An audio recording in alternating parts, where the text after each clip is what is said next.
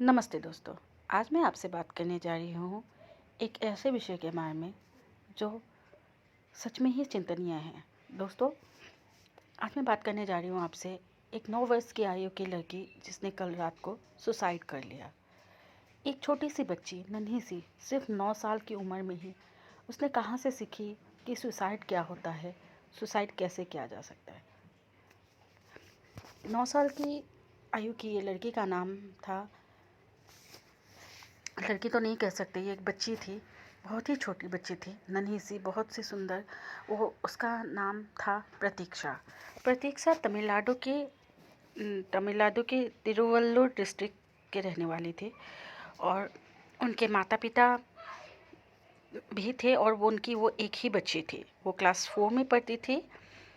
प्रतीक्षा को आस पड़ोस के लोग, उसके दोस्त, रिश्तेदार सब रील्स क्वीन के नाम से जानते थे, क्योंकि वो लगभग इंस्टाग्राम में 70 रील्स बना चुकी थी, जिसमें बहुत सारे व्यूअर्स और उनके बहुत सारे फॉलोअर्स थे।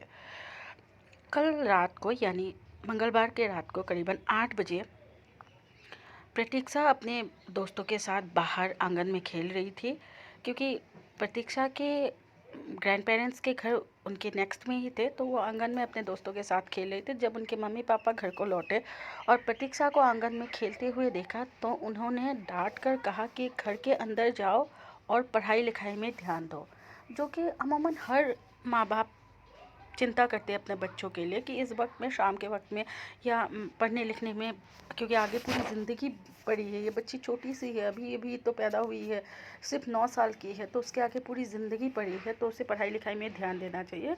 ये अमूमन हर माँ बाप कहते हैं और कहना भी चाहिए मेरे हिसाब से।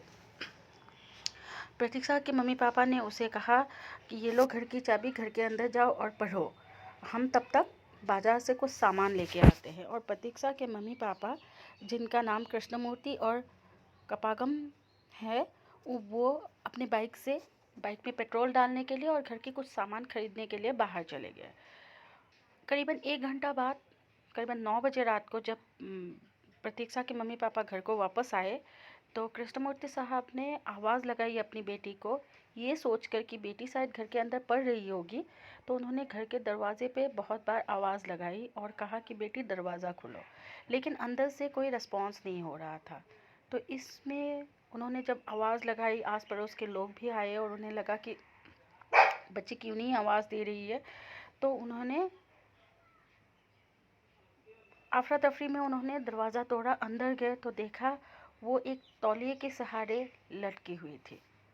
सिर्फ एक 9 साल की बच्ची, वो उसने सुसाइड किया था इसलिए क्योंकि शायद उनकी मम्मी पापा ने उनको उनके दोस्तों के सामने डांटते हुए ये कहा था कि घर के अंदर जाओ और पढ़ो। क्या ये एक बच्ची सुसाइड कर सकती है? क्या उनमें इतनी समझ होती है एक 9 साल की बच्ची में कि वो सुसाइड कर ले? ये सोशल मीडिया का ज़माना है, हम सब सोशल मीडिया पे हैं और ऐसा है कि ये बच्चे भी सोशल मीडिया में, जिसने करीबन 70 रील्स बनाए हैं और वो बहुत फेमस थी, बहुत पॉपुलर थी, अपने बहुत सारे फॉलोअर्स थे, लेकिन क्या ये उम्र थी इंस्टाग्राम पे रील्स वगैरह बनाने की? ये सोचने की विषय है। हम बड़ों को, बच्चों को ये सिखाने की ज़रूरत है, या ये उस वक्त एक उम्र तक पता नहीं, अ, मुझे जैसा लगता है कि एक उम्र तक तो शायद इन सब चीज़ों से दूर रहना, वही आंगन में बच्चों के साथ खेलना, उन सबों में ही ध्यान देना चाहिए। लेकिन क्योंकि अभी का समय अलग है और पहले के ज़माने अलग हुआ करते थे, अभी बच्चे, छोटे से बच्चे बिना मोबाइल के रहते नहीं, रोते हैं, कार्टून देखते हैं मोबाइल में, वो सब बुरी नहीं है, लेकिन वो इस हद तक ना जाए कि रील्स के ज़रिए या इंस्टाग्राम, यूट्यूब, कोई सा भी प्लेटफॉर्म हो, उसके ज़रिए उसको ये पता चले कि इस उम्र में उनको ये पता हो कि सुसाइड क्या है। ये ज़रूर ही बड़ी ही दुखद है और हर पेरेंट्स को, हर बड़ों को सोचने की ज़रूरत है, बच्चे मोबाइल फ़ोन पे क्या कर रहे हैं और क्या उन्हें करना चाहिए वो। और इसी के साथ मैं आज की ये कहानी तो नहीं कहूँगी, लेकिन ये, हाँ, बहुत ही दुखद एक जो समाचार है, उसके लिए, उसी के साथ मैं इस वीडियो से विदा लेती हूँ। नमस्ते।